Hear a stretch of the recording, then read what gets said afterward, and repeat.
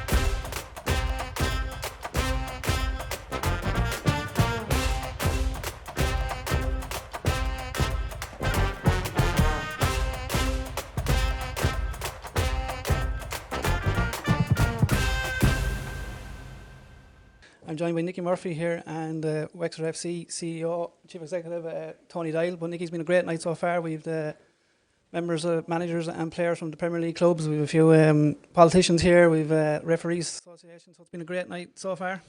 Yeah, brilliant night, Aidan. In fairness, yeah, look, a great turnout. And look, it's another step in the right direction for the Wexford Football League. I think it's the first launch they've ever tried to do. So we've had a great turnout, and look at it follows on and the great news that was handed out over the last couple of days. Yeah, look, we're going to have various guests in tonight speaking this for a short few times, telling us what Wexford Football League means to them. To me personally, I actually grew up in the Wexford Football League. I was born into it, you could say. I know nothing else, only the Wexford Football League. I think it's amazing to hear that now we're probably one of the, I think we're the second biggest league in Leinster, but I think we're also maybe in the top 5 biggest leagues in the country, which is I think it's an amazing achievement for everyone involved. Like my father, your father, and like Dick Butler, just to name a few, Larry Keogh, these lads, they've done great work over the years.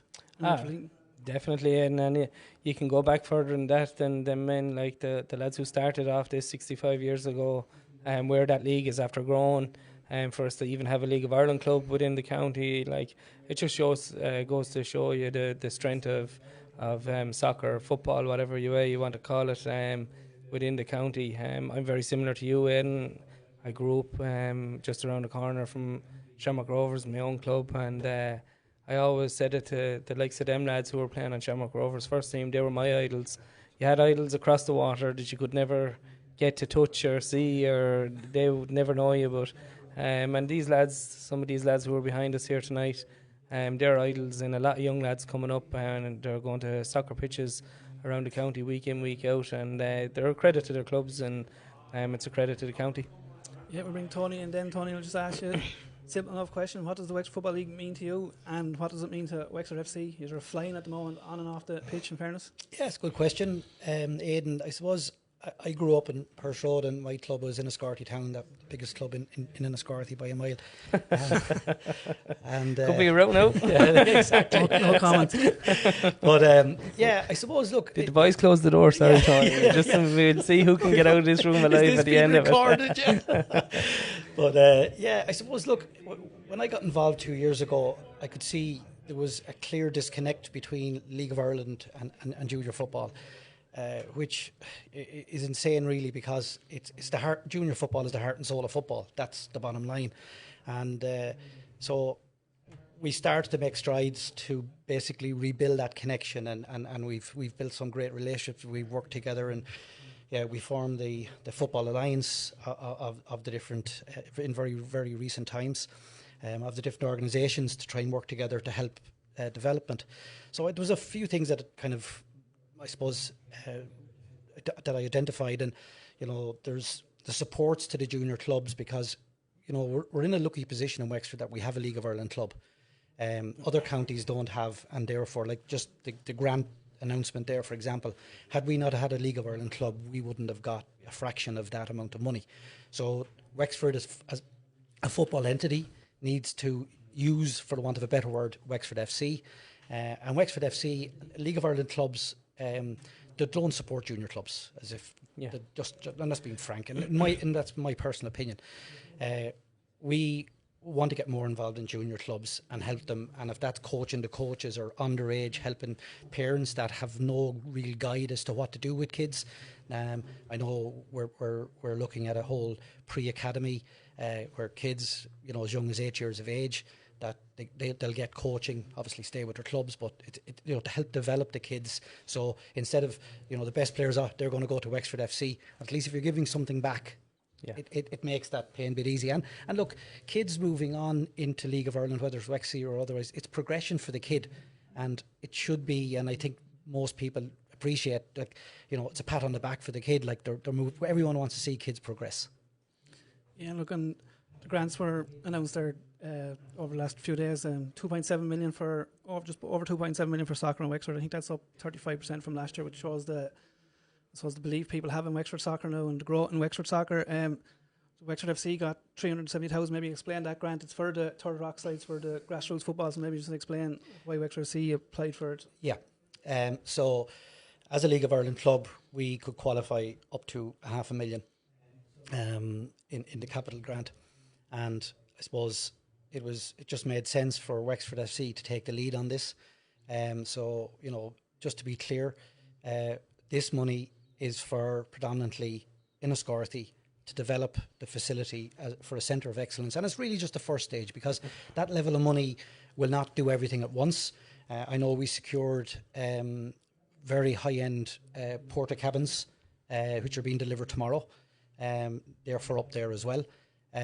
So they are very, very high-end quality. So as I said, it is for junior football, and I suppose it was just important for us to make the statement as well that look, we're supporting junior football, irrespective of what went on in the past. I don't really care, I'll be frank. It is all about where we are now and what we want to do. Yeah. And then look, the facility up there, I think there's plans for 4 pitches, Nicky, and a pavilion. It'll be great for the area. I suppose you'll be delighted as a Shannon man, the parish of St. Sennans, behind the 2 Shamrocks club, and that probably got the highest money in the country for a parish or a town, in fairness. Yeah, in fairness, we done really well up that side. This is for a different show. The Shannon is crying out for investment, but look, it goes to show. I got it today. Well, yeah, it did, yeah, in the sports. But look, it's great. And for a facility like what the plans are there for the Football Alliance to build up there, it'll be second to none. It'll be fabulous. It'll get people coming in and out of town. So it means a massive amount to me as a person living in the Shannon, and obviously proud of it. Also for my own club, Shamrock Rovers, it's great. They'll be able to get the Astro redone. I think our Astro is about 15 years old, so they'll be able to get that done, and hopefully they'll be a little bit adventurous and maybe add some floodlights to the pitch and things like that and keep moving forward. And it's great for the whole area. Yeah, it really is. Yeah, and 28 soccer clubs in total got funding, which is a great number. And then Tony, just last week had a launch of your plans for the Killeen site down in Wexford, the stadium. The first phase is 2 pitches. Maybe talk us a bit through that. Who's involved in that as well? Yes. So basically, the way that works is the government announced the large capital grant funding, and what happens there effectively is your governing body basically nominate projects that they, from a 1 to 5, that they basically recommend for funding, and obviously the local authority does something similar. So we were lucky that we were one of the 5 that the FAI supported, and obviously without that support, it's unlikely you would get the funding. So we applied for 5.5 million.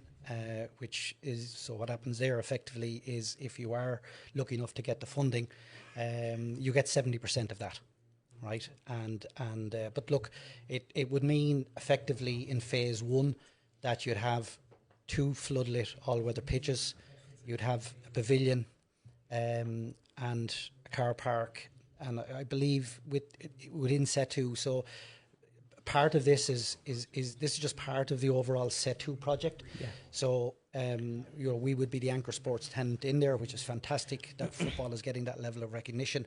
But obviously, it's good for the college to have a League of Ireland club operate there as well. So it's worked very successfully in the likes of Waterford and other places.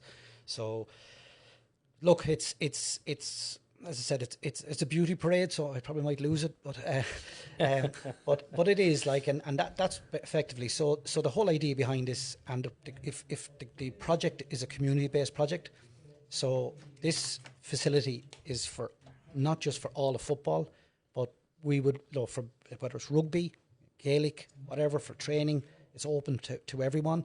The schools, a number of schools have signed up licenses to use it during the day as well. So this is just another facility for the county. This is not just, this is Wexford FC, no one else can use it. That's absolutely not the case, because that would contradict everything we've done for the last 2 years. We want... He's getting ready. Yeah. No, but we want to work together, because I think unless we all work together, like the result we saw there today, like, is fantastic. But the numbers should be higher, in my opinion, and the more the outside people and the politicians see that Wexford football is united, we'll be taken a lot more seriously. Yeah, well, to be honest with you, I did have a few reservations and a few concerns, but to be honest with you, Tony, you've answered a lot of them there in like what you're saying. And it is time that we all get together and we all work together.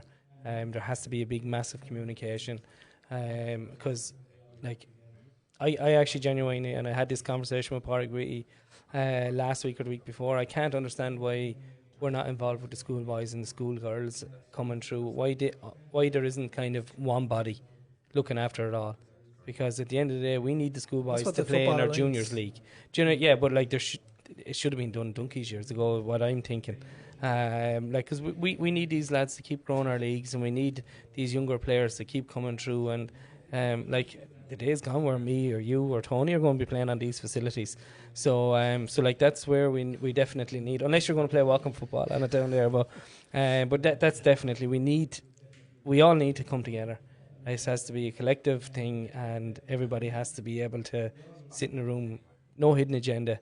It has to be for the benefit of Wexford football, from the top right down to the very bottom. And I say fair play, Tony, for getting that stuff done over the line. And I suppose we have to mention Peter Doyle. I know you mentioned him in your speech earlier, but Peter's another one who's done Trojan work on it. So I say thanks to Peter for securing a lot of the money as well.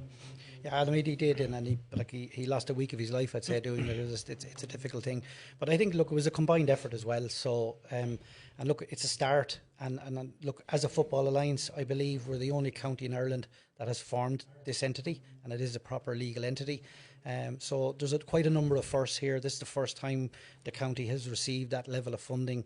So like, there's a lot of positives here, and I think we all have to be positive. Yeah. And work, as Nicky said, and work together. And if we do, it's the best league, and I don't care. Besides the fact that it's the biggest, I actually believe it's the best league, and the potential in this county is phenomenal. Yeah, I agree with you 100%.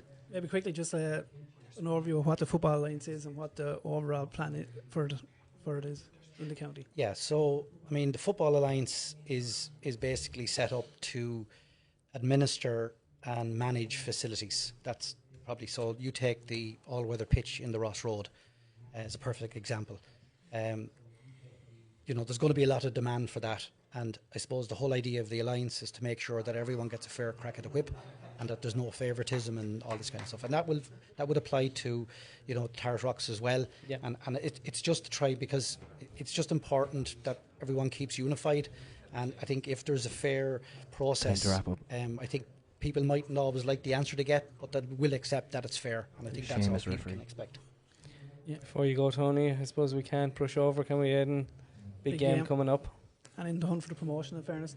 Now remember, Nicky wanted JM sacked after his first 3 games last season, so is that proving Nicky wrong anyway? I'd say it's whoever does the transfers in their mid-season break. James. So he saves his job each year because he's not great. He must be slow in the morning getting out of bed or something. I don't know. But no, look, at in fairness to him, he's doing a great job. And you're over the top now with 3 games. I think it was 5 games in last year. So, but look, he has an NFAI Cup semi-final coming up the 6th of October, live on the telly, which is absolutely fabulous, and still in the hunt for promotion. So you have to be delighted with what's going on down there. Yeah, absolutely. And I suppose just even to mention about the team, I'm not quite sure my facts here, but I think it's probably the youngest or second youngest team in the league as well. So like these are young men learning their trade. But yeah, it's fantastic. Look, it's never happened where we're well in with a chance for the playoffs. The semi-final is 90 minutes, as we all know. Anything can happen. If we can play like we've played for those 8 games, we had a bit of a blip last week. We have a chance. And look, we're the underdogs, but look, it's football and it's 90 minutes, so who knows? Love being the underdog. Yeah. Well, thanks Tony for coming in, and thanks for taking part in the launch of the league. We wish you the best in everything and for the semi-final. Okay, thanks very much, and well done on this show, guys. Well done. Thanks very much, Tony. Oh, Nick, we'll have a look at the FAI results from last weekend. Nordane with he was 5-1 win again. The Lions, Fort Celtic 8-0 again. Callan, Rosslare Rangers 5-0 again. Kilree, Kilmore playing Parkville. I think Parkville won that on penalties. Your own club Shamrocks a great 12-0 win. And on Wexford game, New Oak beating Crettyard 4-3. That would have been a big game in the Carlow League, in fairness. Glenbarntown losing out to Vale Wanderers. Mine losing out to Ratnure 5-3. The guest beside us was reffing it here. He had a good game, in fairness to him. Shelburne, Gorey beating Shelburne 3-0. New Ross Celtic beating Bunclody 3-2. That was after extra time, wasn't it? Yeah. And we Crossbeg beating Collection Friday night 2-1 up there under the lights. And Arklow beating Nilegate 3-0. I think some of these could have been walkovers. Clover United 0, Wexford Boys 3, and All Blacks 3, River Rangers 0. Any results there surprise you? No, not really. Like, you'd have to look at Fort Celtic. They're going really, really well. Chris and the lads are building a nice squad down there. So, look, you'd be just delighted to see everybody getting over into the next round. The further we go in these competitions, the better for the teams in the county, obviously. I know Shamrock Rovers played Fort Rangers. The boys played really, really well. I seen probably 20 minutes of it, to be honest with you. It was more than enough. The boys were kicking the SHIT out of them. So look at if Ken and Tucker can keep the two boys going up front, especially with the core lads coming along behind them, there's a nice bit of experience in it there. They should be going quite well. Yeah. Now we have our next guest, Chairman of Wexford Referees, Seamus Kelly. You're usually listening to Nicky shouting at you, but he can't tonight. Actually, hold on now. I'd say you have a bigger worse record. There's a pair here. You have a worse record than me with Seamus. Seamus, we heard tonight launching the 65th season of the league. I heard in your speech there you said the Wexford branch is their 55th season. Yeah. Must be one of the oldest branches in the country, is it? I'm not actually, wouldn't be. Really you were there at the start of it, Seamus. No, I'm 58. Damn close. Well, you've no grey hair, so you must be. Hey, Christina at home must be a brilliant woman. I don't get stressed. I don't know what it is, and it's not just for men either. So. Sure. Look at you flying it. And how is the branch going? Is it as luckily enough, we've 8 new members coming in this year, so we're members now are into the 60s. Unfortunately, we lost 2 members this year. Both through retirement. I'd like to give a shout out there to one of them there, actually, John Diskin, who spent 16 years in the branch. John was a great servant. I suppose the one word that's really synonymous with John Diskin, or 2 words, is a gentleman. Yeah, John's great. Yeah, so, he'd be a massive loss. I like John. Padraig would say he's a massive loss because he covered a lot of fixtures in the South County for Padraig. No, John, wish you the best of luck, John. You will be missed on the pitch, in fairness to him. Yeah, just last week, actually, we 2 members. The School of Excellence has been replaced now in the FEI. It's kind of a core programme. And Owen McAuliffe and Eor Marenko were accepted into that. So, two best of luck, boys. Yeah. So is it kind of the same format then as? It's a little bit the same like the School of Excellence, but there's a little bit more tweaks, and I think the observers would know a bit more about how it works in it. But it's still a fair achievement to get in there, like, if you want to be refereeing at elite level, that's where you need to go. You have to go through this program, and it'll be fitness, laws of the game, your performance level, stuff like that. Like it's a huge 2 years. Like it's great to see the jump that even Alan is the last one. Alan Franklin's the last one to make it, and you'll see on his Instagram story every weekend that he's in a different ground, and I'm sure, like it's brilliant, and I love following him, seeing him. Like he's Turner's Cross this week, or he could be Tala, or up in the showgrounds in Sligo. And no matter where he is, like even going out, it must be a great feeling, you know. Like even to make that step from, say, refereeing in the Premier League in Wexford to the next level up, then up to where you're getting proper slagging. Never mind the crap that me and you throw at somebody. That stuff is proper. I would. I'd agree. Yeah, it is. Definitely. But I think it's definitely testament to the league. Like, when you're saying me and Ed were setting lads up for. I don't know, but the Premier Division standard is very high. Division 1 is very. Now I'm talking about from referee point of view. Sunday, Ed mentioned that I done the FAI Cup game between Rathnure and mine. It was very good. But I done a second game after that game. It was a Division 3A game, and it was just an absolute honest game of football. And I have to say, I like that too. Yeah, so do I. You know, there's a lot to be said for they're having a bit of heart, like, you know, and that's what I after my own. No, I've said it earlier on, Seamus. I really enjoyed Tommy Donoghue. Probably actually thinks I'm following him around this year, because near enough every game I've gone to, Tommy's been refereeing. But to be honest with you, I don't see who's refereeing. It just happened to be. But I've gone to a couple of the games. I don't mean to be disrespectful when I say down the division to Tommy or anything like that. But they've been great games. Really have. Like I've seen Enniscorthy United twice, and I've seen him against Ballymurn this weekend, and it was a belter of a game. So it was a real good, honest game. I suppose when you're a referee, then you get into the flow of that. Oh, you feel that, like, you know, you get into that rhythm, like, as well, like, you know, you'll see the lads walked up for, you know, you see their energy, like, and then of course, obviously, when they go that step too far and you need to take them down that small little bit. Now, you're not always using cards or just having a quiet word or something like that and things like that. But but I would definitely say, like, you're talking about. For any Category 2 referees that have been appointed to Premier Games, you know, like it's like Pat's in it. He's doing the top game this week in with the assistants, like North Indian Fort City. Like, you look forward to it. You get an appointment Sunday night, early Monday morning. You're looking forward as much as a player, like, you know. Yeah, that was actually going to be next question. You would have played in the Premier with a good Enniscorthy Town team. I'm sure you would have in the pre-season. You would have been looking forward as referees. Do you look forward to the same? Oh, absolutely, yeah. What are you looking? What as a branch would you be looking forward to this year? Like, well, you personally, but also kind of what would be the feeling be from the branch of referees? Well, you just like performance level, like, you know, and you just like seeing like you mentioned Tommy Donoghue, like you like seeing lads like progress, like Darren Keaton, who's out here tonight here as well, like. Brilliant. Darren he's now starting referee Premier Games. You love seeing that. Luke Whitty as well. I believe he'd done his first Premier game in New Ross against Rossabeg. He done very, very well. He's a better referee than he's singer. Possibly.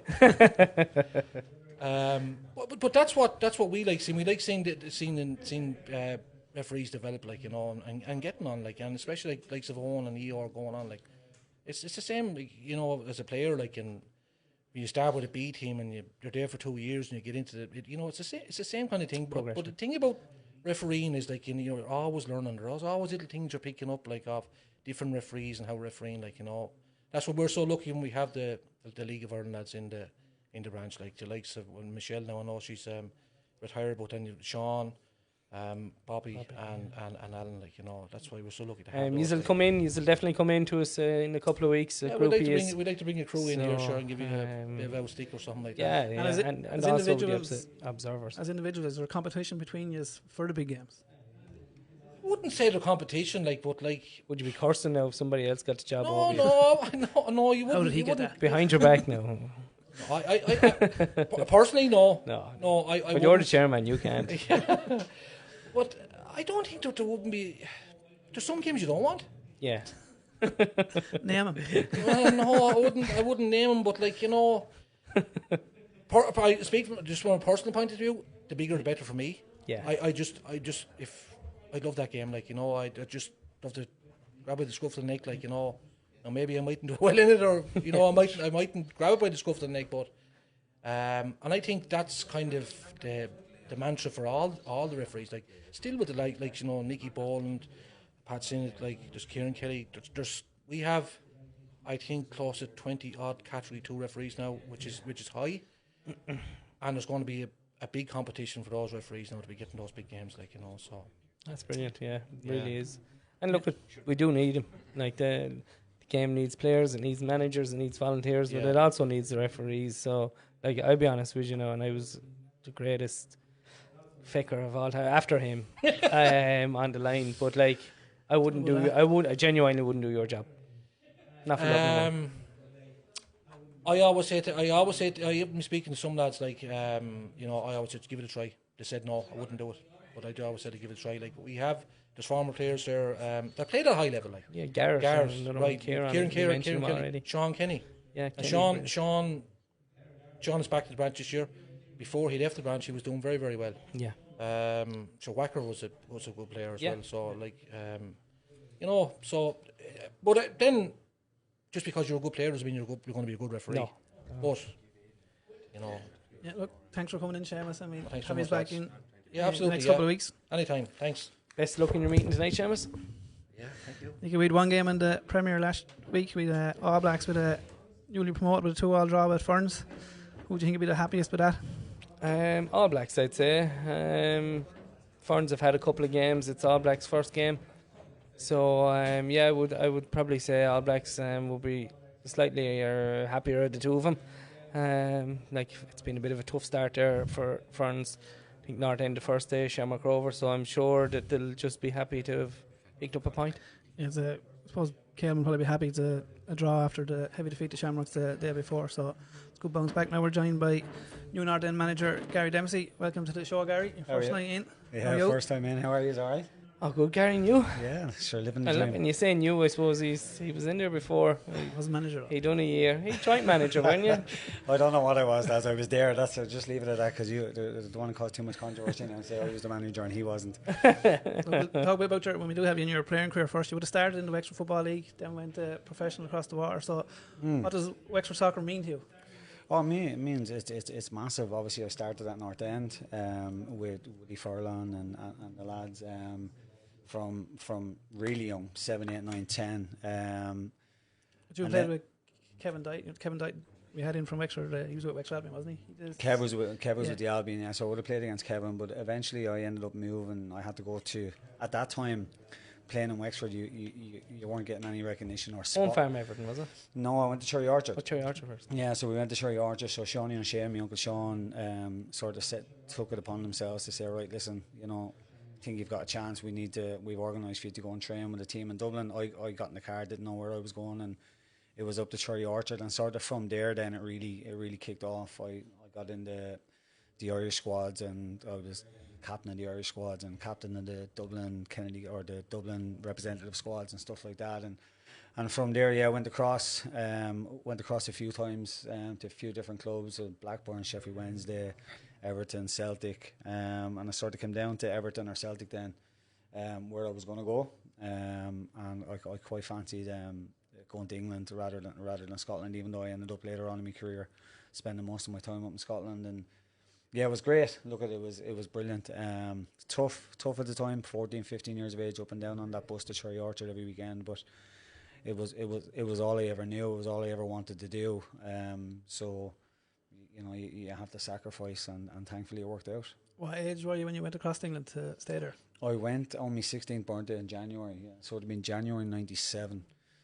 So at that, obviously you can't do that now with Brexit and stuff, so you got to go to Europe. But yeah, I was dead keen to go, so I had the choice of going literally when I turned 16 or waiting and that's halfway through the English season obviously, or you can hang on and go in pre-season, but I was just really keen to go and get going. So yeah, I went at 16. I was 3.5 years at Everton. Walter Smith was the manager there when I was leaving. Was him and hawing about giving me a new contract, and didn't really see. Had a really good honest chat with him. Didn't sort of more or less said, look, you know, I don't see you getting in the first team anytime soon. At that time there wasn't a whole lot of 19, 20 year olds breaking through. So decided to move on. Came home. Went in with Devo at Bray for a few months. Couldn't get in the team there. Went to Waterford and sort of had a really, really good, strong 4, 5, 6 months at Waterford in the first division at the time. and then it really kicked off from there. Then with Scotland and Irish under-21 caps and all that sort of stuff. So looking back on it, it was a step back, hopefully to take 2 forward, and thankfully it worked out. Fast forward now, your coaching career, you're first team coach in North End and the Wexford FC's 17s, isn't it? Yeah, so I'm in with the 17s, went in with the Wexford FC 17s at the start of the season. Went in the last sort of 6 or 7 weeks to help Mark out last year, and got a bit of a taste for it, coaching young lads for a change, and not that North End mob that I have to look after now. Moaning back at you. Young lads that listen and want to learn, so it was good. So I'm in there now at the minute. We've 5 games left. We've actually done really, really well. We've all the academy teams out in Wexford, we've managed to qualify for the elite phase this year and stuff like that. So we've gone really well. I've really enjoyed it, and obviously the North End thing come up then, and it was like really juggling a lot of balls to see how can we make it work. Is there any way we can make it work? And we sort of come up with a plan it's working okay at the moment. Where I'm training with Wexford and North End on the same night, so I'm not up and down. Obviously, I'm not living in the town, I'm living in Wicklow, so there's a lot of travelling, so I'm just combining both nights with North End and with the 17s, and then weekends. Look, the weekends are tough because the 17s play on Sundays, so it's a bit of a juggling act. So who's gone in to help you then this year with North End, say? Well, Kyle was supposed to.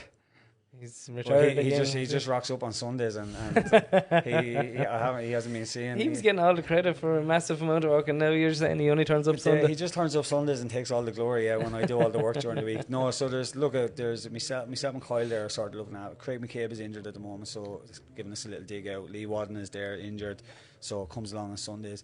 It's just important that you have someone to bounce things off. You know, they might see something that you don't see, and then I might see something. You have to have, whether it was Goggy at the time or whoever it was, you need a sounding board to see, are you seeing the same thing I'm seeing here, and what you're thinking. Couldn't agree more. And I'm delighted Kyle is retired, because that's 99% of my problems solved overnight. And on a coaching point of view, you're coaching an elite under 17 team, high level junior side. Is the coaching the same, and more so the messages? Are the messages the same, or are they different to the younger lads? No, they're pretty much the same. We kind of play the system that I play with Wexford. I generally play with North End. So a lot of the messages, a lot of the stuff that we do on the pitch is the same. It obviously sometimes with the 17s it takes them a few games and training sessions to get used to the intensity, I suppose, that I work. A lot of them would have been caught in the hop with the intensity that I work at and the intensity that I want them to play at. The Northern lads, only the new lads really might get caught in the hop a little bit with that, but the lads that have been there with me a couple of years ago know how I work and how I want the sessions to be. So it's really high tempo, and then because of the players, especially with North End and a little bit with the 17s, because of the players we have, we can really adapt, because we've got like the likes of Paul that can, if I said to Paul, go and sit in right back there for me for 10 minutes, we've so many lads like Todd's come in and can play in 3, 4, 5 different positions. So look, it's good to be able to do both. This pretty similar with the both of them. Yeah, and with the 17s, and what success is it for you? Is it to get players through to the first team eventually, or is it to get fellas professional careers out with it? Yeah, look, the whole aim with the 17s is to get these lads playing at, and with all due respect to Wexford, obviously get them in. If I can get them into Wexford's first team, that's great. But my message to the lads was, you need to be looking beyond that. You know, if I can get you into Aberdeen or Dunfermline, some of the clubs and contacts that I have, like we're going over to Reading now. We've a great relationship with Reading, so we're end the season trip over with Reading with the 17. So yeah, to get them to the highest level possible and give them the best chance. Oisin was with you, was it? Chap's gone over to Oisin came down and played. He done 4 or 5 games with us. Yeah, really good. Yeah, very, very good player. Got a right good chance. So we bring you back into the Wexford League then. What's your hopes and aspirations for the year with the North End boys? Retaining, obviously, winning and everything, I suppose, is look, we're win every game. That's it. As North End manager and as a North End player, that's your go-to. You have to win every match. It's as simple as that. It's not as easy as that, obviously, of course. The league is your bread and butter. You have to make sure you win that. And then look, the outside stuff, obviously the Wexford Cup as well, but obviously the outside stuff. Now we're in 5 at the minute, I think, potentially. You know, with the senior. Yeah. So, you know, I spoke to Evergreen last week. That cup really destroyed them last year. So, like, we're in a predicament now. I've got a really big squad, so I'm kind of thinking, I don't know who we're going to get or who we've got. I don't even know if the draw's been done yet, but I'm thinking, do I want those midweek matches that early in the season? Because if we do, touch wood, go the distance or go well in the outside competitions, we're going to have fixtures coming out over years. So yeah, it was a really bad week actually. You touched on Evergreen. They had kind of 3 weeks at the end of last year where they went out Leinster Junior FAI and even the lost senior, the senior cup. So it was a terrible weekend.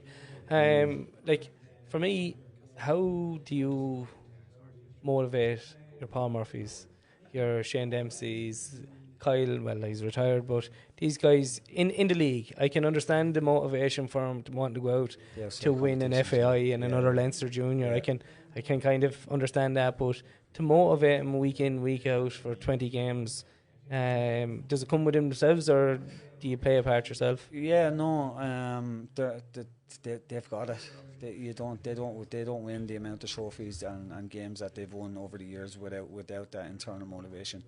I think with the lads, what you really need with the lads, because they've played, some of them have played at a high level, the training has to be spot on, the intensity, everything has to be right, the gear has to be right, you know, everybody on time, all that sort of stuff. So I bring that sort of standards. I bring those standards and that professionalism to it. And once you have that, the players are there, then it's right. Can we get the shape right? Can we get the intensity right in the games and stuff like that? But no, these lads don't win that many competitions without having the motivation to do it. And they're when they get questioned, that's when they go into overdrive. When people doubt them, you know, and they were doubted a little bit. I believe I didn't really pay a whole lot of attention to what went on last year. Obviously, I heard but it was Aidan. He doubted them. It was you. He tipped Gorey to win everything. but look, they're a brilliant group that when it's put up to them, they respond really well. Now look at. You have a couple of head cases in there sometimes to lose their head and stuff like that, but generally they respond well to when their backs are against the wall, you know. So, but no, I like to think I play my part in it. I believe. But generally, no. You just once you get them right, get training right, and get them on the pitch. And I think for them, a lot of them like keep it simple, stupid is sort of what I would say to them a lot. Don't complicate the game. You know what you're doing. Play forward. Be aggressive. Be sharp. And generally, 9 times out of 10, they'll go and get a result with that. You know. Yeah. Last question for you then. We're here to launch Wexford Football League. We said there it's the second biggest league in Leinster after Leinster Senior League. You've managed in the Leinster Senior League as well with Greystones, I think, for a couple of seasons. What's the difference between the two leagues, would you say, from being involved in two of them, if there is any? Sunday mornings. Yeah. Genuinely, the Friday, the Leinster Senior League is generally off Friday nights. So you've got you train Monday, train Wednesday, play Friday, job done, and you have no hardship with lads. You know, parties and 21st and Christmas. Everything. The lads have their family time. Another one would be facilities. They've got better facilities up in Dublin. You know, you have more Astros, you have lights, you have. But on the Astros, you not find a lot of players don't want to play on the Astros though. They do if it's a Friday night. It depends. Like there's obviously good ones and bad ones with the Astros. But the Friday nights. I'd love to see, and I've seen it with a bit of funding that a lot of clubs have put in for floodlight in the grass pitch. Obviously, it's cheaper for us down here than trying to develop or buy a bit of land to put an Astro on it. Yeah, we have a lot of good pitches, especially Premier, Division 1, Division 2 teams. We have them, so put floodlights on the grass pitches. Let's get them out on the grass as well. I think that could be a cheaper option for us to 100%. I think if we ever, I know that we've done a lot of work, Kyle, in the last the Football Development Committee or whatever they're called up there. I've done great stuff. So we've got the little under 10 pitch with lights on now. The next big push I'm hearing is to the main pitch. If we get lights on the main pitch, we're away in a hack, because North End's pitch can generally handle the weather. Now. And do you know something? Like, I hear people talk about congestion on a pitch, but like, surely if you can play a game on a Wednesday night or a Thursday night, it takes off the workload Friday, Saturday. Instead of having 3 or 4 games on a weekend, if you're spreading them out a little bit. 6 this week. Yeah. 6 home games. So if you could spread them out with lights on it, it takes the wear and tear a little bit off of it. I think we four on Saturday, 2 on Sunday on the main pitch in North End. Still, like, you know, it's massive. Yeah, like, and you've got 40 weeks of that left. So, and you're coming into the crap weather, so it'll be tough. Thanks for coming in, Gary. I'm sure we'll have you in later on in the year. So thanks a million. No bother, guys. Thanks very much, Gary. No Best bother. of luck. Thank you.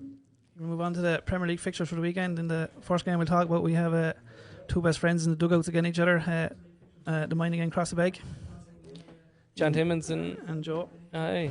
Pity we didn't have you to referee it. It had all three is in it together. Eden.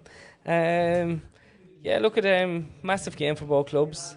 I know, like the mine last week, obviously looking to definitely jump back after leading Rathnure and giving away. Now look, they won't be too disappointed. It was the FAI Cup. They'll have bigger fish to fry in the Wexford Football League. But look, it's a massive game for both clubs, and it'll be interesting to see who comes out on top. Yeah, look, I think people won't realise. Which friend are you picking now? Just you don't have to pick the club. Joe or John? Dotty. So you're. I suppose. So you're going for the mind, then you're going with John. Sure, the heart will always win. I suppose Crossbeg people don't realise the form they're in. I think they won their last 5 games of last season and the first 3 started this season, so they're in a lot of form. Missing a few players, we won't mention why because you might get on to me. But Joe's done a good job there, in fairness to him, and I think they'll be looking to win this one. I think they'll be disappointed if they don't win it with the form the minor in towards them. Yeah, true. All right, you're kind of like a little bit of an nagging old wife now with that carry on the whole time. But no, look at the Crossbeg on a great run of form. In fairness to him, Joe's done a great job since he went down there. Like, let's be honest about it, they were probably one of the most unfashionable clubs for a long time, and Joe's definitely changing that. And we touched on the funding again. They're putting in now for an Astro down there. So look at the pitch has improved 10 times over, and in fairness to Joe, he hasn't played a nice brand of football. So look, it should be a good game. Like John is a great football man. Hopefully he'll be on in a couple of minutes. It'll be interesting to see what he might have to say. But look, he's inherited a tough job down there, but there'll be no better man. And if he can get a win now with over across the bag, and maybe the referee's getting better next week in the next round of the hurling, the mine will be up and running. And we have our next guest beside me. He's a colleague of mine in another life, Councillor Cathal Byrne. Welcome, Cathal. Thanks very much, lads. Thanks Welcome, for having me. Cathal. You're also a chair at Castledockle United. So what does the Wexford Football League mean to you?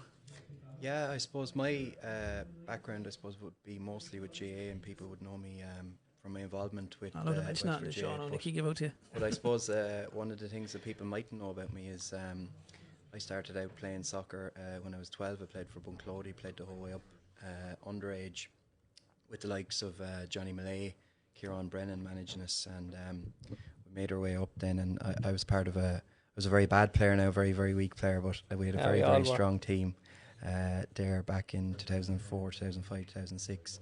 And some of those lads went on and played, got scholarships, played for colleges. Thinking of the likes of Johnny Millay, Dennis Keeley, John Brennan, Tomas Brennan, lads like that. And I ended up transferring then, a big money transfer across to Castledockle, and I've been with the lads in Castledockle ever since. No wonder the club has been bankrupt since. So I played first match ever in the Wexford League when I was 16. And I played all the way up till 2023, and then I suppose elections and politics and family takes over, and it holds a big place in my heart because I would have played every Sunday as much as I could, and I in particular I think of people like John Nugent would have managed us for a good few years in Castledockle, and obviously we went from kind of strength to strength underage, and I took over as chairman from Joe Doyle maybe 4 or 5 years ago, and we have a very, very, very strong underage section there, a very strong youths team last year, did very well in Premier Division, won the Premier Division, won the Youths Cup as well, and we're very proud of them. But there's a lot of good work that's happening in our club at underage level, but we have quite a lot to do off the pitch in even trying to get our own grounds. We've moved around a few times now in the last couple of years, and the big challenge for us as a club as we go into, say, 2024, 2025, 2026 is to find our own pitch and have a place that we can permanently call a home for ourselves. We've had very good help, very good support from the Wexford League, and we're very grateful for it, but that has to be our priority now, is finding a home and trying our best as we can to make sure that our club is playing its football on the one pitch in the one place. And we find at the moment like our very young underage is playing in Ballinaghan Park. We get great support from the lads in Kilteely as well. Some of our underage is playing there. Obviously our men's team and youths team is playing this year in Folks Mills and previously played in Bunclody. So we are a little bit spread out, and for ourselves as a club, we're a very small rural club. It would make a big difference if we just had one place to call home. Yeah. And we do have a plan. 2 years may get your fingers out and get this Astro ready in Enniscorthy. Absolutely. You're speaking to the chairman there now, so you just can get in and get used of it, can't you? But look, you have to say fair play to, like as we say, Castledockrell is very, very small rural anyway. To produce the team that the youths had last year is unbelievable. You have had an absolutely fantastic start to Division 5, so like things are on the up anyway, and you are actively looking to try and set a home. Absolutely, and we're very, very good people.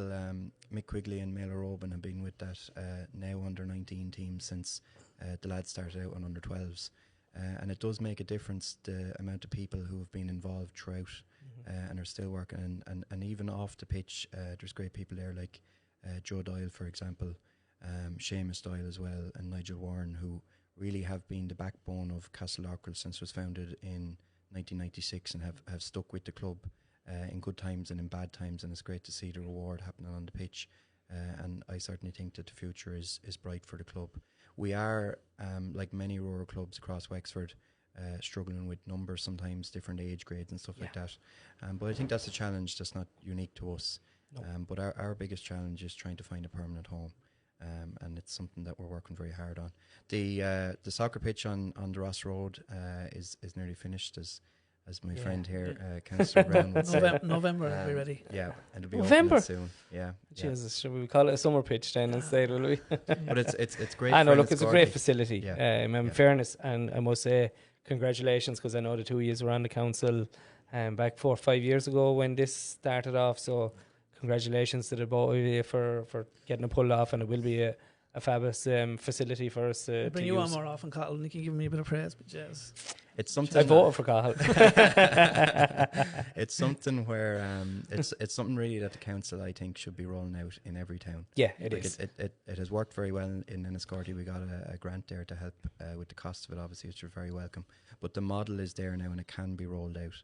And it's up to us now, isn't it, really? Absolutely. To get our eggs in the basket and do it right. Yeah, and the reality for football is that it's grown at great pace in Wexford. There's a lot happening, and grounds is probably the biggest challenge. And with government grants and things that are there, the opportunity is there. Where the will is there, it'll happen. Yep. Yeah. Perfect. Thanks for coming in, Cathal, and all the best to Castledockrell for the year.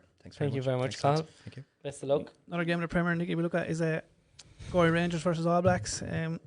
Should be handy win for Gorey, will it? So you said, yeah. Look, as you look, obviously you would expect it. Same fit in trouble. Yeah. Look, you would be expecting them obviously to win it.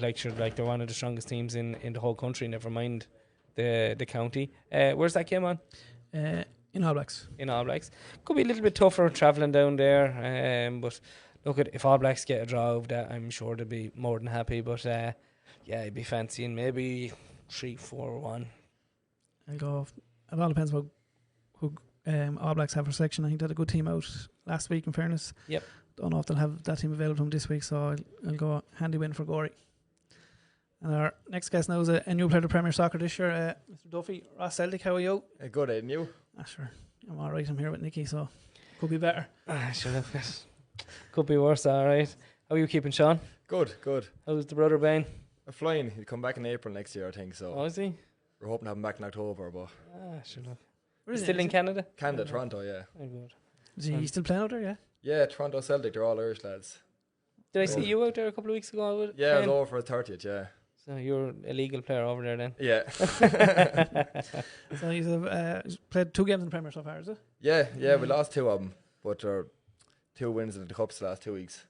Yeah, and you find jump up in Division 1 big, or is it? That's a big step, and a lot of lads haven't played Premier before, so it's a bit of getting used to it, but... Probably only Ethan. Was there? I know you haven't had Ricky Fox, but is there only Ethan and Ricky really? Yeah. Oh, Eggy. Eggy, I played in Waterford, but never in yeah. Wexford.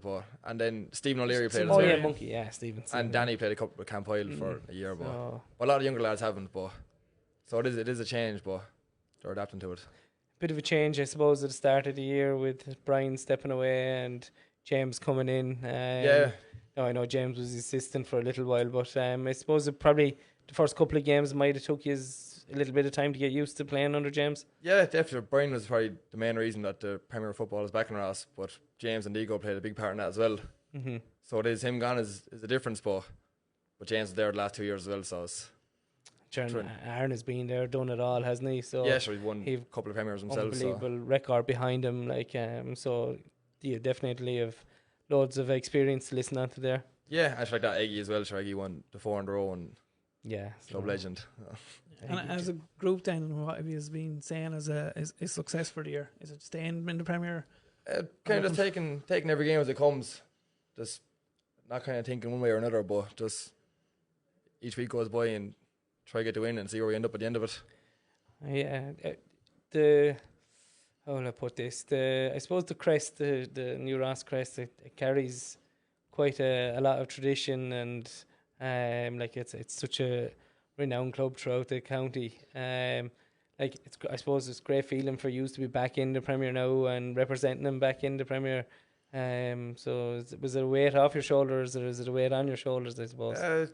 Yeah, probably a weight on and off, if you get me, because like the club should be in Premier. Yeah. So like you said, the other week, it's the joint most successful club in Wexford, and like lads like Mark Lee and these fellas that came before us like won everything. So it's just trying to get back to some way the way it was. Get up competing, yeah. Because you can't compete unless you're in it. So at least you have made that stride now. Yeah, and it's a young team too as well. So like there's a lot of lads are under 25. Like nearly they could put out a starting 11 of lads under 25. Jesus. So each year goes by, we'll get better and better, hopefully. There's he's a great men in the club, like said Dick Butler and all. The club is still flying off the field, in fairness, isn't it? Yeah, 25 years I think he's there this year. He says it's last year, but I highly doubt that. You can't lose him. No. 25. Jesus, he's aging well. Can't he? He's a great club man. There's plenty of them around the county, but yeah, he's one of the best, in fairness to him. Well, thanks for coming in then, and all the best for the season. No, thanks, lads. Cheers, Sean. See ya. Our game, Nicky, is Fern United versus Bows. Bows being the home team. We have the Bows manager coming in here now as well, right on time. Oh, right on time. We won't answer this until Fran sits down and gets all suited and booted. So, Ferns Bows, big game, another big game for both clubs. So it is. Fran is in the hot seat this year, so pull that mic back in closer to you, Fran. So I look at Ferns, I suppose, picked up the first points last week.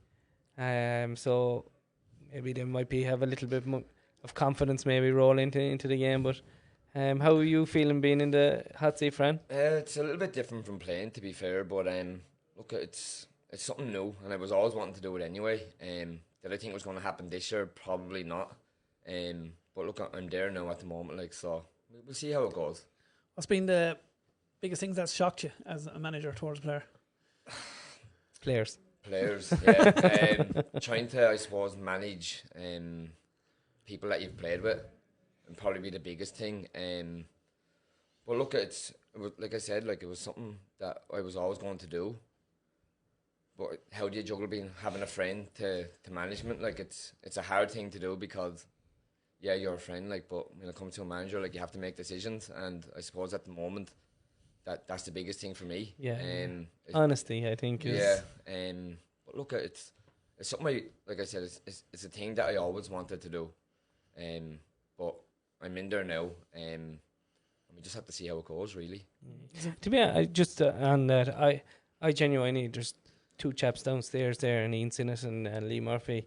When I started managing Shamrock Rovers, I wouldn't have been friends with the lads, but I would definitely class them now as Friends. really good friends, you know. So like you kind of gradually grow these things, and you just have to learn how to separate it come a Sunday morning and a training session. But there's still definitely room to be friends with lads. But honesty, I think, is the biggest for me anyway. You said a strange season, I suppose, last year, getting to a Leinster final. To a lot of people would be an amazing season, but then you probably didn't put that form in the league, and you've lost a few players now started this season. So how do you use that Leinster final as a manager to drive lads on? But well, like to be fair, I think getting to the Leinster final kind of sugarcoated how bad we were last year overall. Like we do have quality players there. We always did, but obviously losing Todd didn't help. But there's still quality in the squad. But it's how we perform without losing players like that.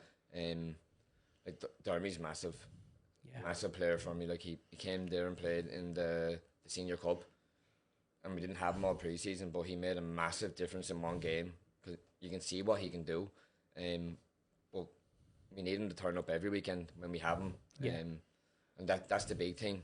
Hopefully I'll get PJ back. I don't know about that because he will help massively as well within the squad. But we'll see. Like it's only early. We played one league game and we played fourth, and look at first half was absolute shambles, to be honest with you, and they deserved to win. And fair play to Chris and the way he has it all set up, because I do think they're a top 3 team in the league at the moment. Yep. But I don't think we'll get relegated this year. If I have everyone back and we play the way I know that we can play, I think we'll stay up. But can we play like that every week? That's the big thing. Yeah, well, you probably don't really need to play like it every week. It's just getting that 15 games pencil in, you know, your winnable points. Like really, for me as a manager, was always that, like, you know, you detail your games where you want to win and which ones you can, because you're never going to be perfect all the way through it, are you? No, of course not. And like you're looking at Northdown, Gorey, and now for like their games I've already ruled out as possibly winning. But then there's other teams that I think that we can win. Not all of them. Obviously, that's not going to happen. That's in an ideal world, like, but it's not always going to happen. But there is games that we should probably win. Yeah. Will we win them? Look, that's on the day. Starting this Sunday with Ferns. It's a big game. It's a massive game for us. Like, we've already played one and we've lost one. And then we're playing Ferns. And I seen them against North End, and in the first 45 minutes they gave them a good run for the money, to be fair. But then North End, being North End, were more dominant in the second half, and they kind of went out of the game. And then they drew last week. Yeah. Can we do that this Sunday? Look, I don't know, but hopefully. It's great to see a few new managers, isn't it? Like a Fran coming in, Caleb now in with Ferns, Young, James Kinsley with Ross Celtic, you know, or James Kyo, isn't it? Yeah, Kyo. Involved, like, so it's great to see the new breed of young managers coming in and replacing the old fellas like Aidan. Not old, Nicky. No, you said you were always wanting to get into management. Did you always expect to finish playing and jump straight into it, or were you maybe hoping to go coach, maybe young, probably over a few underage teams? At the moment, up until last year, I was actually over Albion's under 11s. My young fella played with him. He joined North End this year, believe it or not. But Jesus. I was over the underage lads. But look, I played with North End, so look, I was happy enough for Billy to join him as well. But it was always there. Did I think it was going to happen this year? No, 100% not. But look at. And so far, are you enjoying it? Yeah, I am, and I'm not. It depends. Like, we have numbers they're training, but it's mainly second team and third team lads. With the lads playing GEA at the moment, like it's hard to have them all together. But I hate saying it, but hopefully the Sars and the Mirrors get bet this weekend. But look, we'll wait and see until the you have to be greedy. You have to be greedy and selfish at times. Well, thanks, Mel, coming in, and fair play for stepping up and taking on the job, and wish you all the best for the season. Thanks very much. Best of luck, Fran. Thanks very much for that. So you can get off the fence now, Nicky, when he's gone, and you can call that game. I'll say it when he's here. Bowes, I suppose, could sneak that one. I think. Yeah, maybe just about. Foreigners for me, I think. Yeah, I think you're trying to get in Kalos a good books again. No need for that. How are you, Clive? How are you, boys? You well? Not too bad. So you're one of the older statesman of the Force Celtic team now? Yeah, it was between myself and Chris. He just has a couple of years on me, so he sent me up. He weren't able to get up the stairs, was he? No, I think he's down there trying to sort out all the problems for Sunday, I think. Oh, Jesus. You'll be all right for come Sunday. So, look, we're kind of asking this question to everyone to start off. What does the Wexford Football League mean to you? Yeah, look, just look, my background initially would have actually, and you probably don't even know, it goes back to as a 10-year-old chap, I played with North End. Yeah. Was lucky enough, collected a couple of medals along the way, under 10s, under 12s, 14s, and even a couple of mini World Cups. But then GA took over my life and I went off hurling, and by the age of 28 I was retired with 3 cruciate injuries. So, you know, that ruptured my AC joint, my shoulder, loads of different things along the way, and just Then became a goalkeeper. I wouldn't say that. Pure chance. A friend of mine he's down from St. Martin's Way, Niall Butler's his name, and he introduced me to Chris, and I went down to the field 4 years ago and never looked back. I went down to play a bit of B-team soccer just for something to do because I was a young chap, and well, youngish I suppose, but I went down to play a bit of soccer, and it turned out I saved a couple of balls in a practice game against Corklow that I probably wouldn't save any other day, and Chris said you won't be playing B-team anyway, and it's just taken off from then. Moved you up and well, I wouldn't say finished. I thought somebody did mention that you were finishing last year after the cup final, but look, obviously you picked up your winner's medal, and yeah, it's a tricky one because you sit down and ask yourself, have we got to where we're going to get, and can we get any better, or is there more in it for me? And we just decided as a collective, if we could keep the group together, that maybe there was and you have added. We have added, yeah, and look, we've kept myself, I'm still there, and you know, Patsy's still there. Sure, Adam Beery speaks for himself, and if you can keep all them fellas together and add another few little bits and bobs in, you know, it's only going to be. It's a good mix now, age-wise, and as well, experience. It is, but the future is bright for the work is going on underneath. Like, even I'm involved. I've twin boys at home, and I have them there playing under 10 now at the moment, and just the academy down there. Even for I thought Fort Celtic when I lived in Murntown years ago was only a field off the side of the road, and but what's happening down there now, it's huge, and it's so attractive for any young fella anywhere near the parish. I've said it. I've said it on this show. There's no coincidence. You have your North End, your Gories, and your Fort Celtics, who are probably the top 3 clubs in Wexford at the minute. With the work that's going on underneath, not only their first team. You look at the academies, and Fort Celtic is one of these clubs that I keep on saying to lads, have a look at what they're doing down there. It's fabulous. The Astro, the complex itself, and underage structure the whole way through. And I can't, I don't know what the word is, but I can't congratulate them, I suppose, enough on the work that's going. And it's proven now that each year you're getting that little step closer and that little step closer to maybe it's definitely come to getting your fruition hand anyway, on a big one. But there's great people in the club as well. And actually, you know yourself, you know him better than I would. Down the soccer years with Anthony Hayes, he's driving the academy.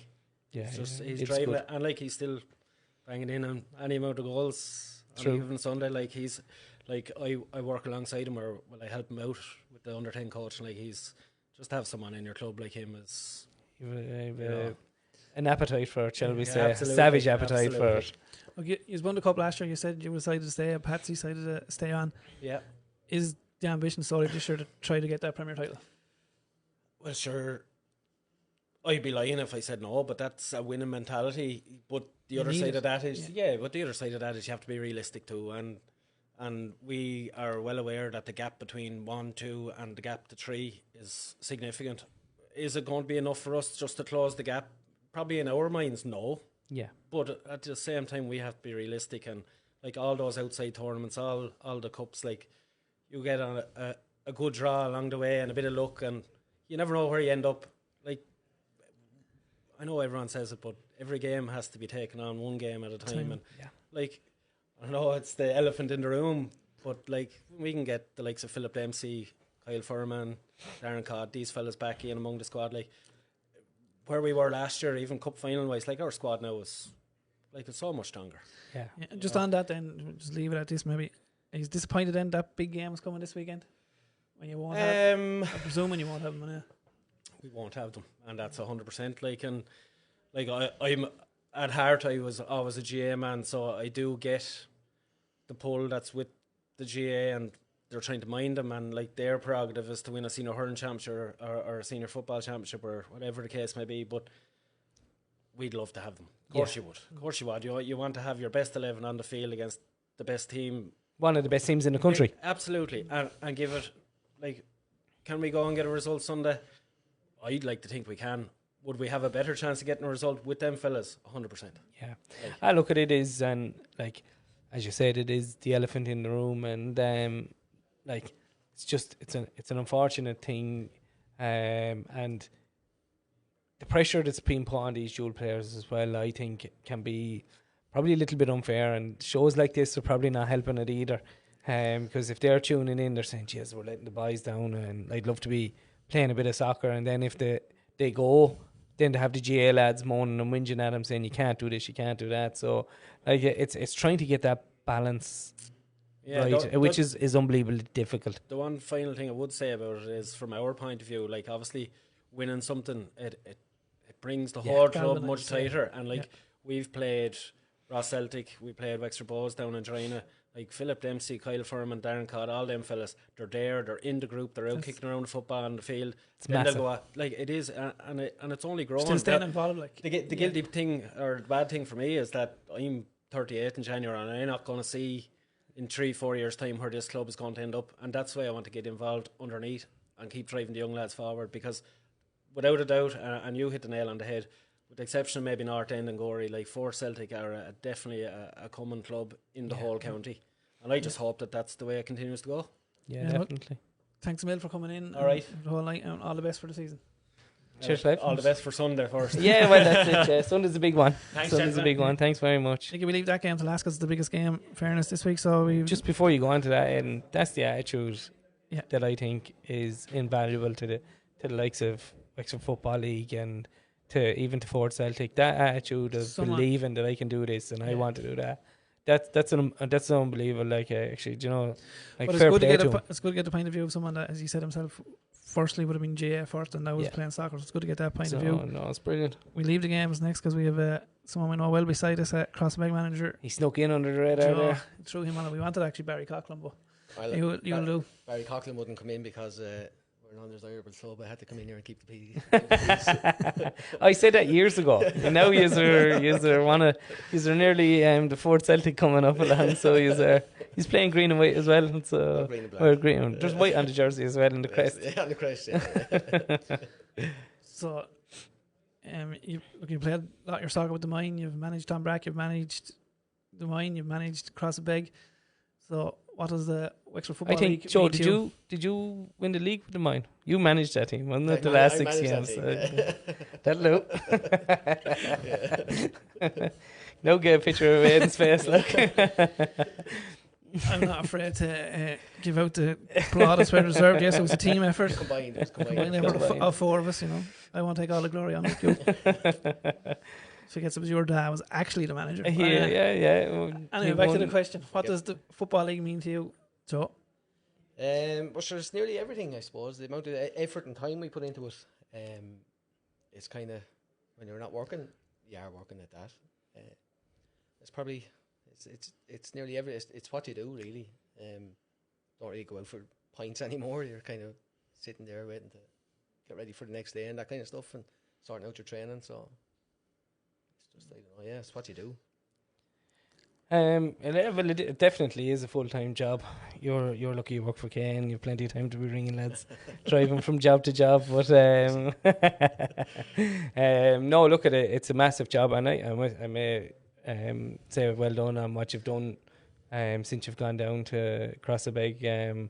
Like, it's been a phenomenal growth, and obviously with the help of the likes of Barry and Will McCreevy, and I'm sure there's 100 others lads there. But what's the progression for you, Joe? Is it just to keep staying in the Premier, or is it to keep building, or what is it? It's keep building anyway. Glad you didn't ask me that. Progression, like, with the risk of sounding stupid, the progression is just to win. Build a club that can compete at the top level. And get over the line and stay over the line. That's probably where the progression. Like I said, third year. This is our third year in the Premier now, so it's kind of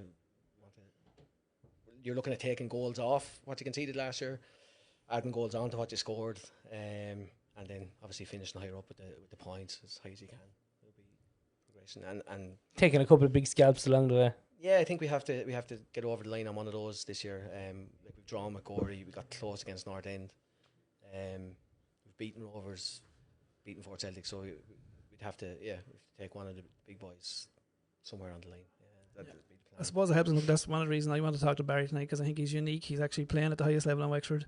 He's secretary of the club. He's the groundsman of the club. And for me, when you think Crossbeg, you always think of Barry. A bit like ourselves, we were probably born into the Wexford Football League. Must be invaluable as a manager to go to a club and have someone like that that's still playing and still so active and driving the club forward. Yeah, it is. It's great. It makes my life a lot easier. Like even last 2 weeks ago, playing Fastnet, lining the pitch. We had to line it just before the game again. I had to go to Barry in the middle of a warm up and kind of say, Barry, what do I do here? You know, but it is. He does that much. But that's the thing. When I went down there, it's not me. I mean, just everything landed at the right time. McCreevy went in as chairman.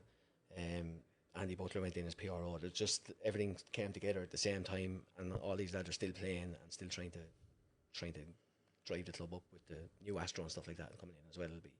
It'll be big money. Yeah. Look, thanks for coming in. I'll wish you the best of luck after next Sunday for the rest of the season. It's quite hard for him to get off those fence, isn't it? Like the boys went. Timmins wouldn't stay. He's gone. So Timmins gone, is he? So All right, thanks for coming in, Joe. Thanks, lads. So Nicky was up to Shamrocks Bunclody.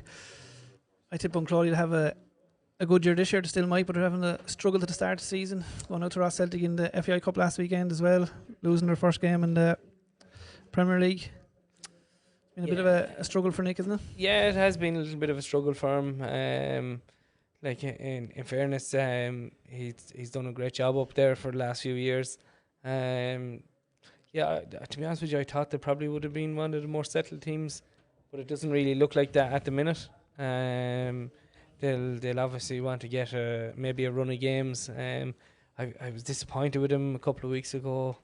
They played. I seen them in the Leinster Junior Cup. They were 2-0 up, and we spoke about last week. They threw away that lead. So look, they'll need to pick up a couple of points. In fairness to Shamrock Rovers, as I said, they've serious experience, and with Rafi and Dapo up top banging in goals, they definitely look like a threat.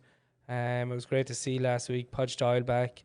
Podge didn't play at all last year, and I would have always rated Podge. Good, solid, rock solid defender. So he's adding depth to that squad, and look at it, it's looking good. And also Dougal, Ricky Dwyer he's been brilliant so far this season. I think for me this game will see where Rovers at, because to me on paper now with the squad they have and the bit of form they have the last couple of games, everyone is kind of talking. Someone Clive were even saying there, Nardin, Gorey, Fort Celtic. I think a lot of them, as you mentioned, know how to win Premier titles, know how to beat Nardin and Gorey. Maybe the Fort Celtic don't know yet how to do it. So I think this is personally I think they will be in the title race. And I think this Sunday will kind of prove where they're really at, I think. Yeah, well, I hope so. They're going to come across tougher tests than they did the first two games. Like, to be honest with you, that Fort Rangers were shocking last week. Like any team getting beaten 12-0, like you'd be questioning yourself whether they should enter into that competition next year. Do you know, like, it was shocking. But in fairness to the lads, they never. I actually kind of felt a little bit sorry for the Kilkenny lads, because Martin Kenny was being assessed, so he actually had to play the full 90 minutes to could blow it up early. So I'm sure a few of the Kilkenny lads were like saying, "What's left, ref? Like, will you blow it up?" And he was there under no circumstances. There's two lads looking at me. I'll go for Shamrock's win. Look, I think it'll be their first kind of more serious test of the season. But look, on the form that they're in, you'd have to say, yeah, Shamrock Rovers. Well, our next guest is someone probably surprised everyone with our announcement 2 weeks ago now, was it, that you were going to retire from the professional refereeing? Yeah, hello boys, Phil, how are you getting on? Thanks a million for having me here. Yeah, before we get to that decision, obviously to start off refereeing you would have had to start off in the Wexford Football League. So as a question we're asking everyone, what does the Wexford Football League mean to you? It means everything, because you go into grassroots football, you go into grassroots level But as a player before that, you know, you're live and breathe football. So the first thing you want to do is get into the league that you're in. So, and it means everything, because that's where you learn your trade. I always say that's where you can do your mistakes, but not really much mistakes, but you learn from them and you don't make them again. And then when you do progress up the level, then that stands to you, you know. But yeah, I got my thick skin by being in the Wexford League. That's all I'll say. It was well earned. It was well earned, yeah. But I just want to say, like, look at, obviously it was a shock to hear you announce you're retired, but like, what a way to go out, being the top of your game. Like, you've achieved. You've broke down boundaries for everybody in the Wexford League. So, like, congratulations, I suppose. Is that what you say to retired people? Yeah. I like that. The future will be bright. No, thank you very much. I'm celebrating my successes as well as what you were saying. Like, I wanted to go out on the top, and I wanted to go out the way I went out, and like, you know, coming back off the World Cup last year, and then, you know, into the first part of this season, and I actually, was quite funny when you reflect back on your career and you're like, my very first League of Ireland game was the testimonial with Kevin Doyle and Wexford Youths against Wolves. That was my first line against 3,000 people in Ferrycarrig Park, and that's where it was like 2009, and I was like, oh my God, I was a big assistant referee, and I was like, yeah, this is what I want to do. And then my very last game was Wexford FC against Bray. Nobody knew, but I did, you know, and so it's kind of. Did you have a plan then, or was it just? I wish I had a plan, but no. That just happened because happened, and then that was it. You just said that I'm finished now. Yeah, I just wanted to go out and the top, and you know, I celebrate my career, and you know, I'm very happy and honoured and proud for what I've done, and you know, for what I've done for refereeing in general, and to, you know, go to the next chapter.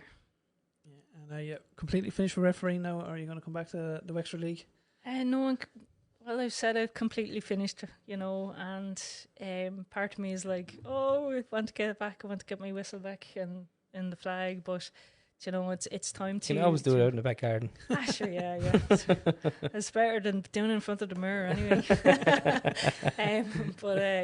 No, I want to, you know, get into mentoring and instructing the next generation of referees, and to see, you know, you mentioned it earlier there with Owen and Igor going to the School of Excellence.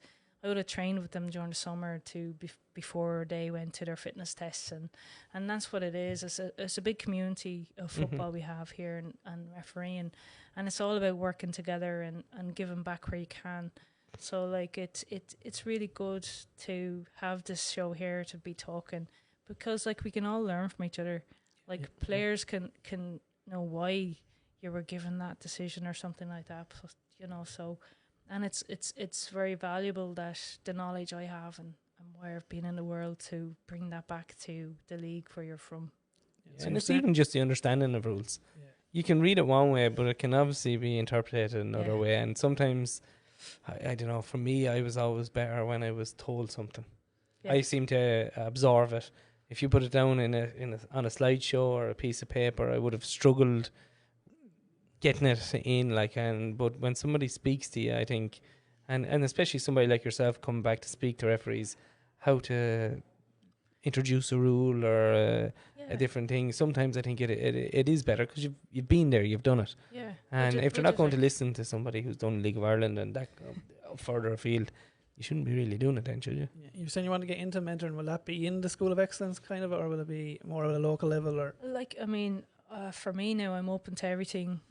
Straight away into grassroots first, you know, and then I'm, you know, trying to then mentor, then like School of Excellence, yes, but League of Ireland, FIFA, the world again is the first step of another chapter.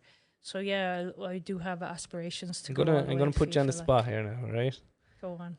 Would you be interested, and you can say maybe in this now, this is your get out of jail one, Anna. Would you be interested in going and speaking to clubs? about rules and things like that, because I know it At a happens at a local level, like. at a local Yeah. level, because like we still play the same game, still 11v11, there's still the same rules, do you know, like, so would you be I'm totally all for that, because I mean, if you take a tournament in the World Cup, we already have the referees going to each different country and speaking to the expectations of the interpretations of the different laws of the game, the new changes, and this is what you're going to expect from referees. And I think that's very important, the connection between referees and managers and clubs. And I've always said it, it's so important for the game to have the conversation, to have someone there in a neutral, nice environment to go, hey, if this happens, this is the outcome. Yeah. And then, well, you know then where the referees are coming from their yellow cards, from the red cards, and the expectation levels of the league for that, the standard for that going forward. So, yeah, it is definitely a conversation to be had. I'll organise it. You're in. Go through Seamus first. Oh, you're not a member anymore. This is just after. This is way out. Forget about. I know. Look at it. I'm sure Seamus and Paddy and the assessors would definitely come on board. Well, hopefully they would anyway. But I do think like, I don't know. It'll help. It would help. Yeah, it would help. But I would have always thought, like, everybody says there's 3 teams. You know, like when you're going out onto the pitch, like, and I would have always been a little bit more standoffish with the referees, you know, like, because like it's kind of like a school teacher thing coming in, telling you what to do, where to do, where I think if we can get them interacting with the clubs a little bit more and see the personal side, like it was great with Seamus this evening, you've seen a bit more of the personal side of the referee, where you don't see that of a Sunday morning, you know, like, or a Friday night or whichever. You see him arriving in the pitch and like obviously going through his routine and things like that. So I think it would be a big plus to have somebody like a Michelle and a Seamus and Alan and an Owen and Sean Grant and these guys to come to the clubs and even get the clubs to come to them, and we meet somewhere in the middle and just do something. It's definitely a conversation, you know, and it's all about to strengthen the Wexford League. I mean, excuse me now, but you know, when I came into the league first, I mean, you can see the development and the progression of the football. Yeah. I mean, even by having these shows here and discussing and teasing out different things, I mean, it's huge. It's huge. And, you know, I admire the Wexford League and what everyone and all the different communities, Wexford FC and League of Ireland, and not forgetting about Wexford League. Yeah. It's huge. That's Thanks for coming in, and well done on a great career. And I suppose the big thing for me with you shows when you start off getting involved in the Wexford League, Wexford Soccer can actually open doors to go see the world. Yeah. Something you have done. Yeah, a trailblazer, in fairness to you, Michelle. Thank you very much. And look at it, it was a long, distinguished career, and I wish you the best of luck in whatever way you go and whatever way that brings you. So, congratulations. Thank again. you so much, and best of luck for the season, everybody. Right, thanks a million for coming in. The last game in the Premier League is the big one, Fort Celtic Nardenne. For me personally, as a neutral, very disappointed to see it on this early when Fort Celtic won't be at a full pack. And I think for Nardenne, I think they'd rather play Fort Celtic when they have everyone as well. Yeah, you could do. Yeah, could look. It's just one of them things. You have to play them at some stage of the season. Like Fort Celtic. It's a right good test. Maybe it might be a good time to get North End. So early in the season, Aidan, they may be not all guns blazing. As you said, like, you know how difficult it is to manage a team. I do. Peter does. So it's with Gary not being there 100% of the time, maybe it's the ideal time to play North End. Do you know, like, maybe you could tap into Kyle's inexperience of being on the line, or Lee Wadding if Gary's not around Sunday. So it's look, it's a massive game for Fort Celtic, but they shouldn't. North End are not full strength either. So Fort Celtic can't fear, but Tottenham Club, I don't think they do fear it. No, they should go into it to enjoy it and go in and go for it. It's in North End. I'll go for a North End win, 2-0. Yourself? I might throw a bit of a spanner in the works. I think it might be a draw, don't forget now, Fort Celtic were always a bit of a bogey team for North End for years as well. So maybe not so much the last couple of years, but I remember always kind of pinning me hopes on Fort Celtic, and they done us a favour one year. They took a draw off of North End when Fort Celtic had absolutely nothing to play. We were down in Camp Isle, and we got a phone call and said that North End were after drawing, and we won the league. It was our second one, I think. So yeah, I'd say Fort Celtic a draw on that. Should be a good game. Now we're joined by our next guest, Peter Doyle. Back again, Peter. Thanks, a regular to the show. How was the holidays in Donegal? Very warm. Picked the best week of the year to go. Yeah. You didn't get a colour. I didn't get. No, I'll never get a colour. I don't do colours. Well, I do colours, red and white. That's all. So you're back white. Yeah, I'm back white. Yeah. Look, as a Wexford man, you must be proud. 65th season starting off, being with the job you have up in Leinster, you must be proud of the whole Wexford League. Yeah, without a doubt. I didn't even realise it was 65 years until tonight. I know that they had a 60th planned in during COVID, and it obviously didn't work out for him. And I was at the 50th. I wasn't long in the job at the time. I'm 16 years in the job in a couple of weeks' time. Haven't copped on to me yet. But yes, I hear you're in the next round of. No, I'm after avoiding a lot of them rounds, so let's hope it lasts another few years. But yeah, no, it's great to see the league, and like it's growing in numbers. Like I said out there earlier tonight, like the numbers in it are massive. It's the second biggest league in Leinster by a long shot. And like I say, like the Leinster League is obviously the big one, and Wexford then is next. Outside of Wexford, what do people that you work with and deal with day in day out from other leagues, what do they think of Wexford football and the Wexford League itself? It has definitely improved a lot in the attitude towards Wexford in the last 8 to 10 years has improved immensely. At one point, there was always going to be the North End that was doing well in competitions, but they just couldn't seem to get across the line. Then they won the FAI Junior Cup in the Aviva, and that started a kind of little run of wins for Wexford clubs, which brought the kind of the awareness of Wexford a little higher when you're talking to other leagues, and all of a sudden there was a different level of respect there. Like Pat Whitty, to be fair, was always highly respected as an individual, but I think a lot of people looked on, well, Pat's Wexford and that's it sort of thing. But when it came to the point then that the league started to develop even further, it changed. Yeah, and I suppose it was only fair. I know it's the launch of the Wexford Football League, but look, there's other branches in Wexford Soccer. We talked with Tony about the Wexford Football Lines. I think it's something you're involved with yourself. The growth of soccer and all the schoolboys is massive. I suppose the one you'll be more proud of probably is the growth of the Women's and Schoolgirls League. The Schoolgirls League is just phenomenal. Every year it's it's gone crazy this year. We have 212 teams this year between women's and schoolgirls, which if you go back 15 years, like that would that be one of the biggest? I'm actually starting to get a little bit biased now and say yes, but obviously they're Dublin. I wonder who's run that league. Obviously, the Dublin leagues would probably be strong as well. But look, we're getting there. I would say the numbers are closing in. They're very tight at this stage. If we're not the biggest now, we're very close. Saying that, I think I seen under girls under 12 first division today. Could argue it could be a Wicklow league with the teams that are. I tell you the truth. It's quite hard, ain't it? Isn't it? That's a good thing that, they want to play in the. He gives it to you in one hand and he took it out in your other hand. We've a running joke in the committee ourselves that we want to take over the world, and we have to start with South Wicklow. Yeah, that's an endorsement on the league that they want to play in the Wexford League. That is, in fairness. Yeah, look at we're quite proud of them. Some of them are very good clubs. Like Auckland Rangers will be a very well organised, good club. Coolboy Rangers. Arklow Town speaks for themselves. Arklow United are there now as well. I'm going to leave somebody out, I know, but I suppose the fact that we left all the teams of Wexford out here. Yeah, the fact that we're attracting them teams into the league probably does show. It speaks well for the league. Yeah, and going back to the Wexford League, you're from a country club yourself, Tom Brack. I suppose it's a big club in the parish out there. I think it's important that we have these clubs in the Wexford League, isn't it? Oh God, definitely. Yeah, there's a train of thought out there at the moment that new clubs shouldn't be allowed to start up. Now this is coming from the highest level as well.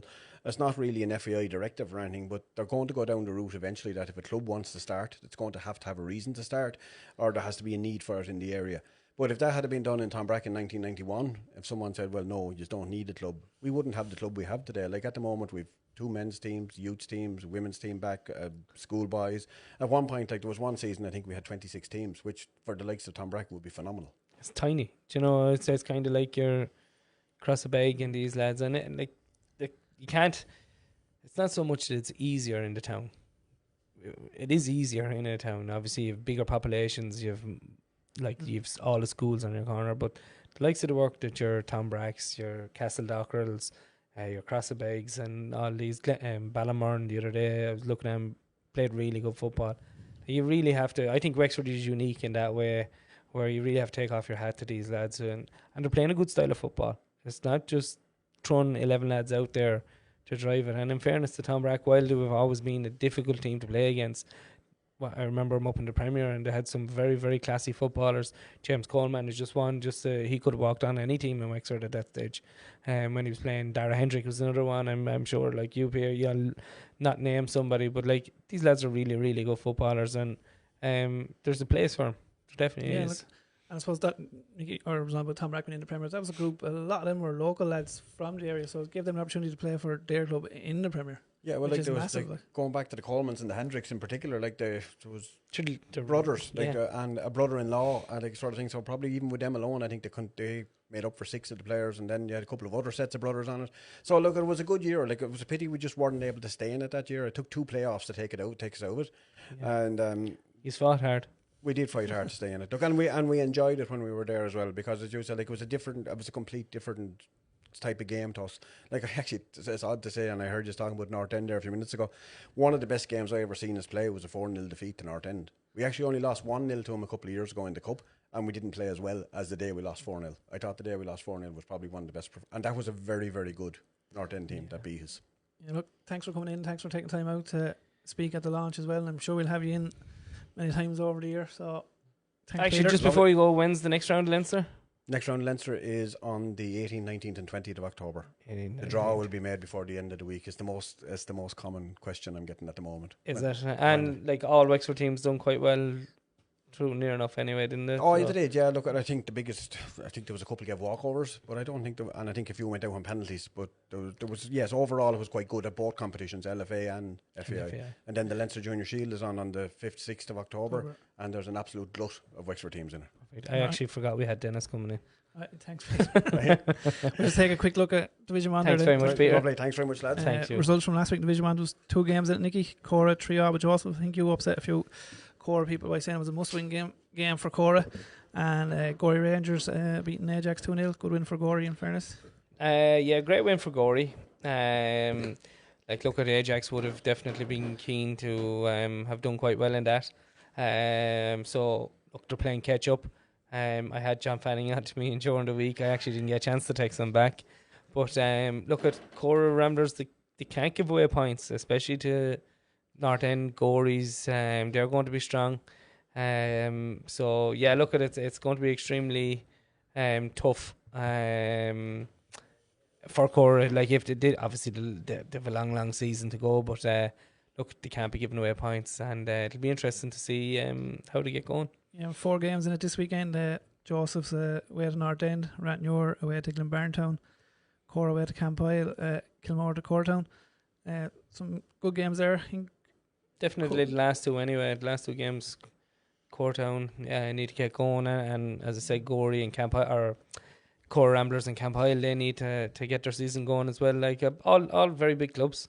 Yeah, look, we didn't get to every division tonight because we are speaking to a lot of guests for the launch, and we're going to finish up here now with the boss of the league. Dennis, welcome. It must be a proud night with the announcement of the funding as well for the Turret Rocks project and the launch of the 65th season for Wexford Football League. Yeah, well, the 65 years, Aidan is, it's.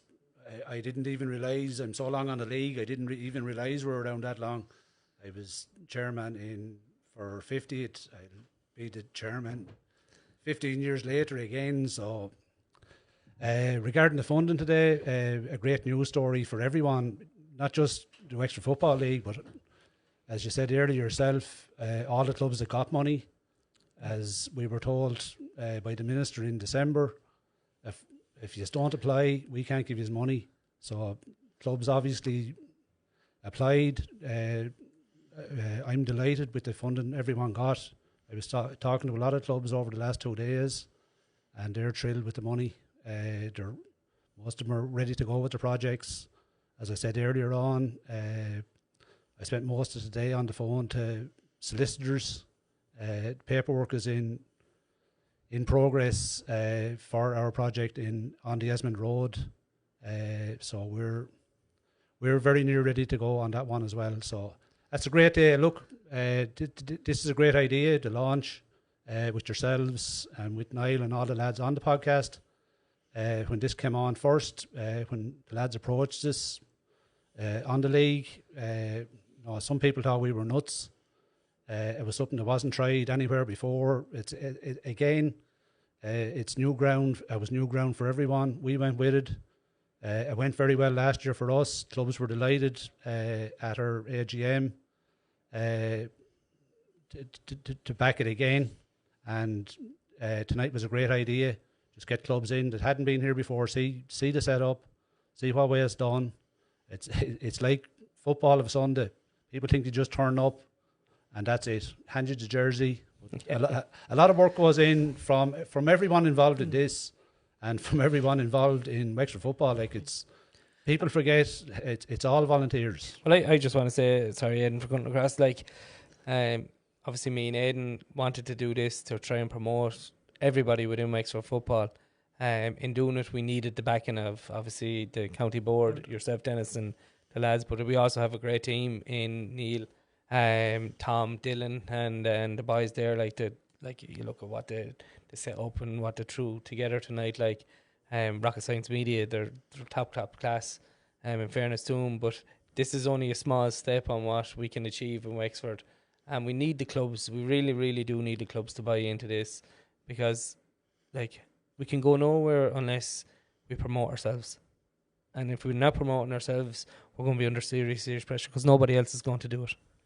So we need everybody from the very top of our organisation, and it's starting with Dennis and Tony at these Worlds, right the whole way down to the last lads who are playing under sixes football in the county. So there's a lot of work and there's a lot of people involved. So yeah, I'd probably be one that's always giving out about the league committee that should be doing this, that and the other, but I suppose I'll take this opportunity. We've said a couple of times tonight it's one of the biggest leagues. I think maybe a lot of people, again what you were saying, Dennis, will turn up on a Sunday just play a match. A lot of people don't realise you probably meet every Monday night for it's not a half hour, I think it's probably a couple of hours dealing with the ins and outs of things. So I think people don't realise the commitment and the volunteerism there to run such a big league. And in fairness, the league always runs well in general, in fairness, and I suppose fairly well. Thanks, Nicky. I suppose 65 years just proves it, in fairness. And I just want to shout out, probably don't get enough credit at times, the committee that run the league. So just thank you all for giving up the time to do it. I suppose this is a big thing. I suppose as chairman of the league, what's the success for Wexford League this season? What's a successful season?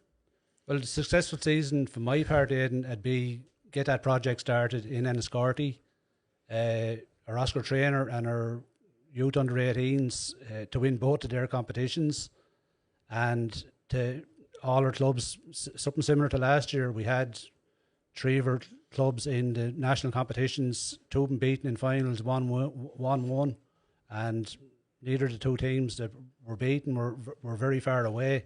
As I always said, it's all on the day. And but again, going back to what I said earlier, like all the clubs involved in Wexford football, from the junior side, from the women's side, from the schoolboy side, it's all volunteers. And like from my experience over the years, it takes a lot to run any club. It takes a lot to run a league. As Nicky knows now, you just don't turn up on a Monday night and spend 2 hours at a meeting down in Ferrycarrig.